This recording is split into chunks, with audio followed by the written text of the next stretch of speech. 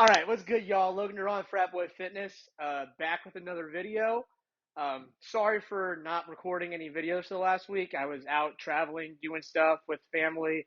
I was crazy busy. I'm gonna be, you know, posting more often, back in a regular schedule.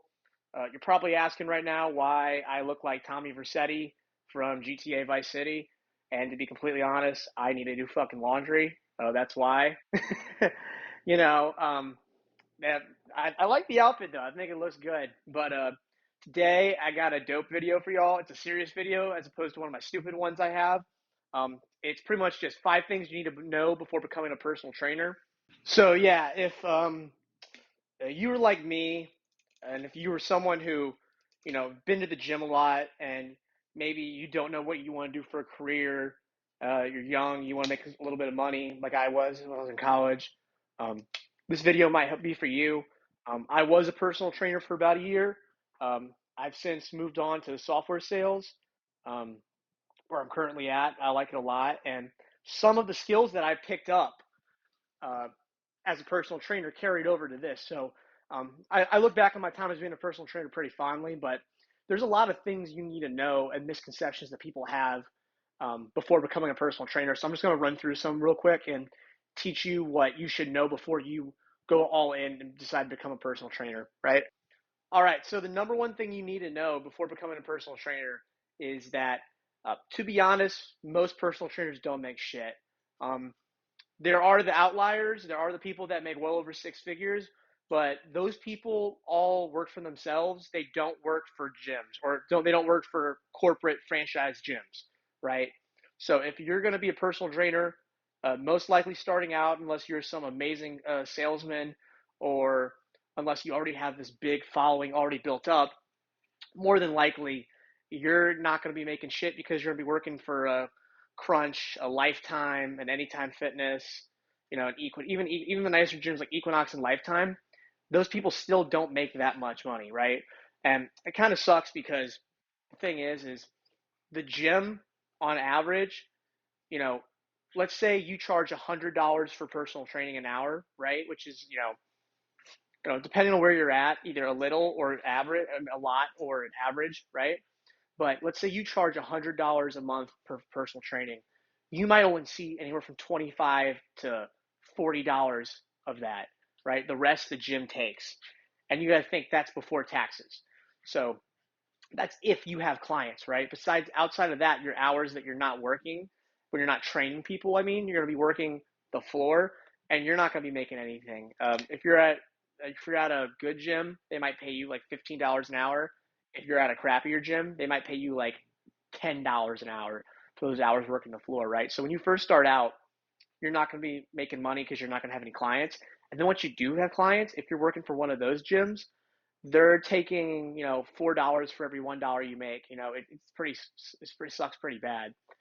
So for you to make just $50,000 a year, which with inflation now isn't that much, you would have to work your ass off, grind your ass off, have 10 to 12 clients you're seeing a week that you're seeing consistently 2 to 3 times a week. And even then, congratulations, you made $50,000 before taxes, while the gym made 2 to 3 times the amount of money you're making. So, you really have to be in it for the right reasons. You have to be in it because you love it. If you're in it because you think you're going to make a lot of money, statistically, you're not going to.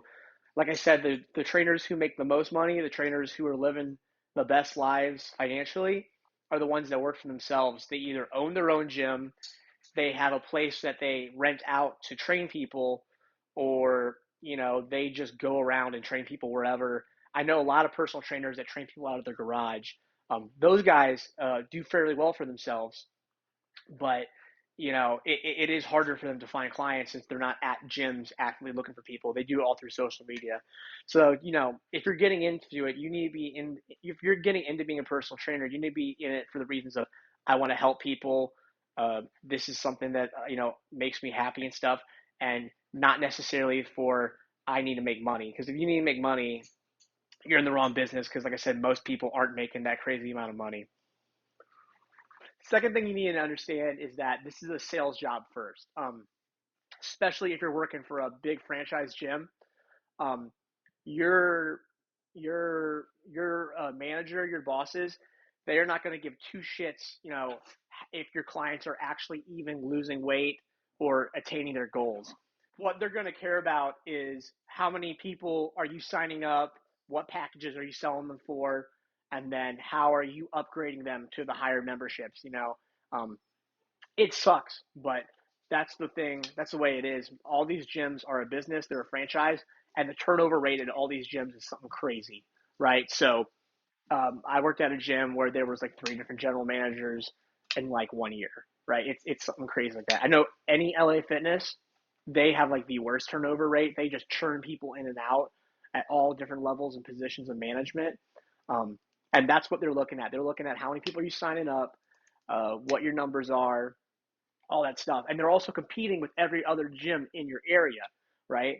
So it's really sad to say, but they really do not care if your people are, you know, really getting anything out of their personal training. They just care how many people are signing up, what's their monthly revenue, and is that perceive their goals. Because for the most part, any any guy who is the man, any person who is a personal training manager at a gym, they are given bonuses based on if they exceed these goals. So if they exceed those goals, they get a bonus. The person above them gets a bonus. The person above them gets a bonus.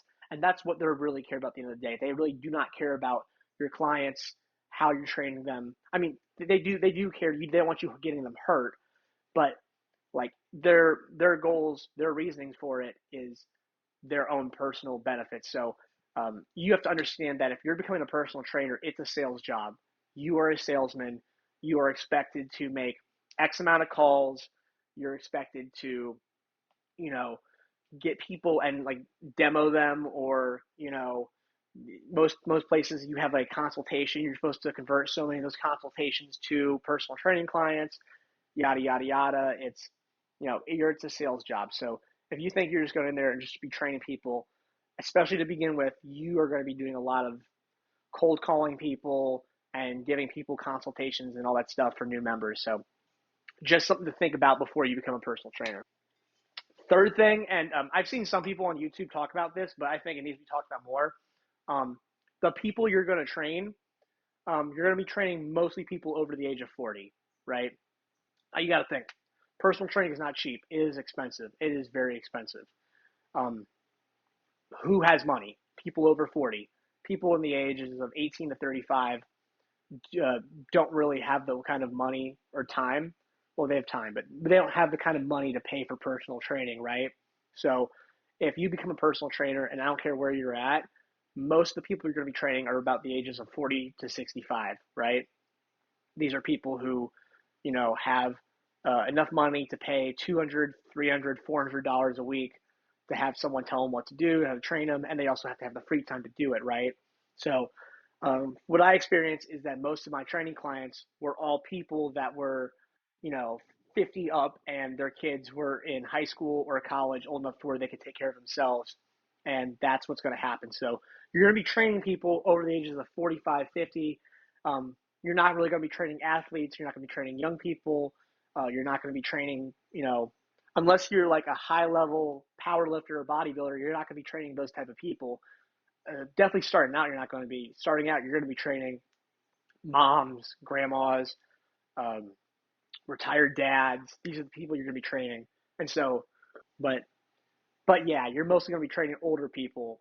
It's something you definitely need to think about. And also, when you are selling to these people, you need to think of, I am selling this to, you know, this 50-year-old mom.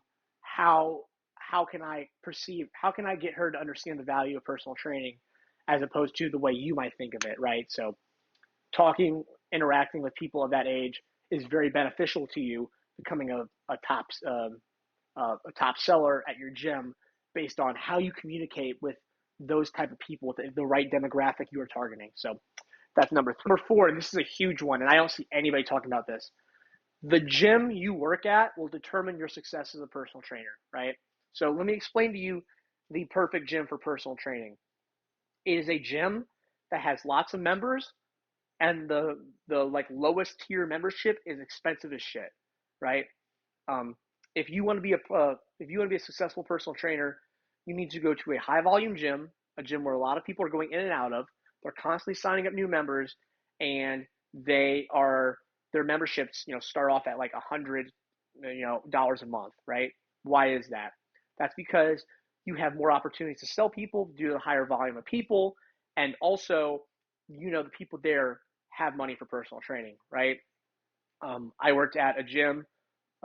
Their lowest tier membership was $10 a month. None of those people are going to even entertain the idea of paying personal training.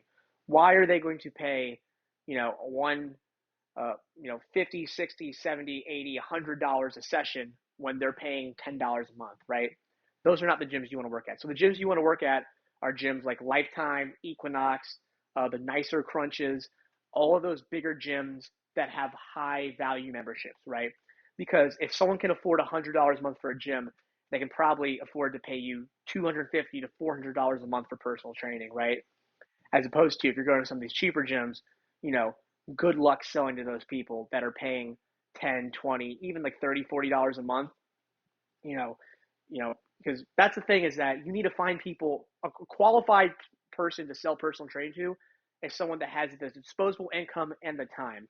Someone that is paying $10 a month coming once a week to the gym is, not you're not the person you should be trying to sell personal training to. And the thing is that a lot of those gyms, those lower tier Crunches, Planet Fitnesses, Blast Fitness, their business model is based off of selling a bunch of memberships to people who can only afford that and probably won't even show up to the gym to use the membership. So the gym you work at will 100% determine your success, right? Like I said, you want to try to get a job at an Equinox, Lifetime, uh, upper tier gyms, local gyms that are like country club gyms, anything like that. Those are the gyms that you want to work at, and those are the ones that will make you the most money, and you'll become the most successful. And the fifth tip: most personal trainers don't stick with it very long. There's a channel on YouTube called Show Up Fitness. If you do want to become a personal trainer, I really recommend watching this guy's videos. He does videos on how to pass your NASM or ACE uh, training test, but he also does a lot of videos on how to become a successful personal trainer. And he always talks about how most people don't last more than a year, and that's the truth of it. You know, I was a personal trainer. I got certified when I was like 20, 21, 22. I can't remember exactly, but and that's how most people are. They do it when they're in college. They do it, when they just are young and they think it's a career path. They do it for a year. They either realize it's not for them or they get better opportunities. So I think the way to just go in that thinking about that is that if I want to make this a career, I have to be dedicated and I have to be in it for the right reasons. Like I said at the beginning, you have to be in it because you like it, because you like helping people, and because that fulfills you, not necessarily the money.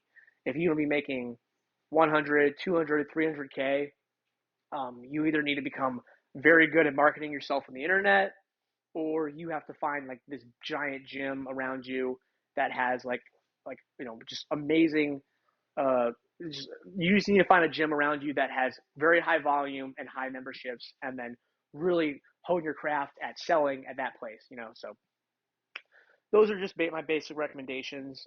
Those are just basically 5 things you should know before you become a personal trainer. And then I'm just gonna, freestyle a couple other things at the end of this. One, you do not need to have a personal training certification. Most people don't understand this. Um, there are no laws that say you have to have a certification to train people. Um, the reason you have to have a certification is because most gyms, their insurance uh, requires it. So to work at a big box gym, you do have to have a personal training certification. But if you are just training people out of your garage, you don't need to have any certification. You can do that right now, right? So um, also another thing too about the personal training certifications, all the companies that do that, they're owned by a bigger company whose business is just getting people certified for things. So like NASM, National Academy of Science, National Academy of Sports Medicine, uh, that company is owned by a bigger company that literally does every type of certification, whether it's like CPR or things that aren't even fitness related, like welding, stuff like that. So it's kind of a joke.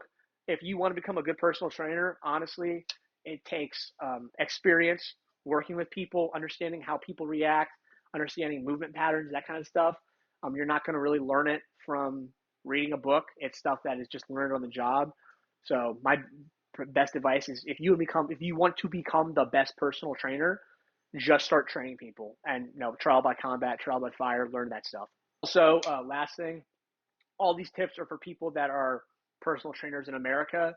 I do not know what personal trainers in Canada, Europe, UK do, so this is just for people in America. But that's my personal experience. And then if you do want to become a successful personal trainer, my advice is the number one way is take some online classes about social media marketing, learn how to use Facebook ads, learn how to use Instagram.